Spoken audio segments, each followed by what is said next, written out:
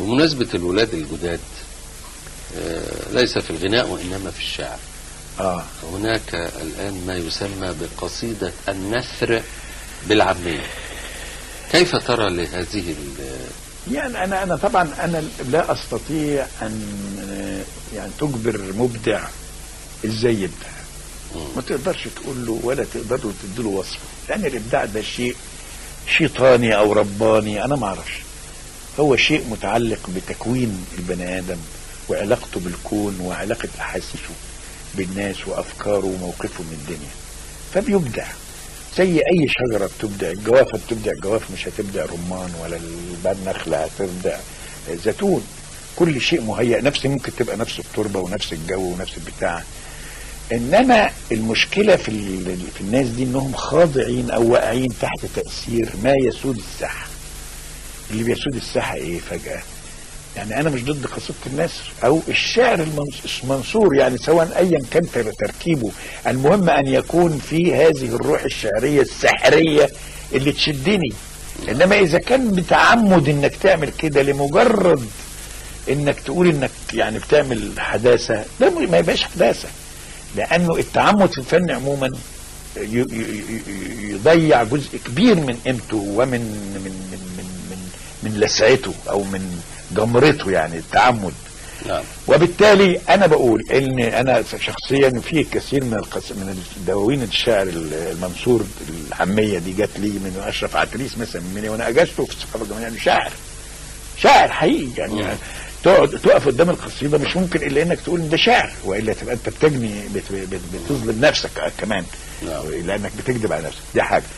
انما في كتير واقع تحت تاثير المهوجه، ان هي موضه وهوجه، وانه الاديب ده عاف عليه الزمن، والشاعر ما عادش نبي زي موت الكاتب في المسرح عشان يخرب المسرح. الشاعر ما عادش نبي عشان يبقى، ما هو الشاعر مش نبي، بس الشاعر متنبئ وبيرى رؤيه ابعد قليلا من الانسان العادي. ان هو يعني منتخب من الجماعه بتاعته الشعبيه، يعني صرفت عليه دم قلبها وجعلته شاعر بالمعنى المجازي، يعني عشان يبقى شاعر، عشان يبهجها ويمتعها ويقودها الى الحلم ويعبر عنها. نعم. الخضوع للشعر المترجم وللموجة السيدة، انا رأيي ان هم ما هماش يعني لو سابوا نفسهم، ولذلك كثير منهم هات القصيدة وممكن بجهد بسيط جدا تبقى منغمة مجرد تغيير حرف، لأنه ما هياش تغيير جوهري، ده مجرد انك انت هذه الكلمة بدل ما تبقى الثالثة تبقى الثانية، تتوزن كل الامور. انا جربت دي مع قصائد كثيرة منهم، بس هو في مشكلة. وكأنك تحصر الشعر في الوزن.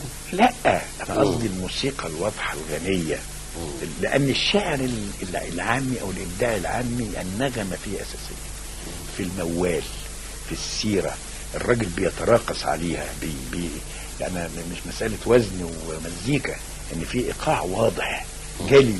الابداع العام حتى المثل الشعبي في هذا الايقاع الواضح، حتى لو كان منصور.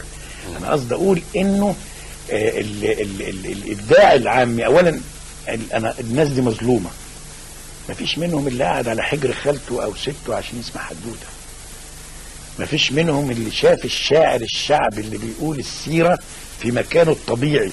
هذه المصادر الأساسية في رأيك لشعر، هل لشعر العامية فقط؟ لا، هي للمثقف عموما وللشاعر عموما، بس انت عشان تكتب بيه اللغة دي باللهجة دي لازم تبقى متقن أوزانها وطرائقها في البنى والحاجات دي، جزء أساسي من هل توافق على أن شعر العامية أكثر اقترابا من الناس؟ أو هو لا، هو بالبديهة أكثر اقترابا، بس مش بمعنى الدونية. نعم.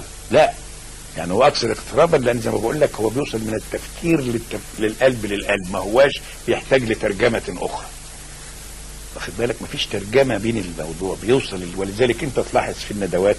وشعر الفصحى بقى ملوش ناس؟ لا، له ناس، وانا بسمعه وانا ضد، ما انا بكتب فصحى، والموضوع اللي بيفرض عليا اكتبه فصحى ولا عاميه، يعني انا ما فيش، ما انا قلت في الاول يعني هذه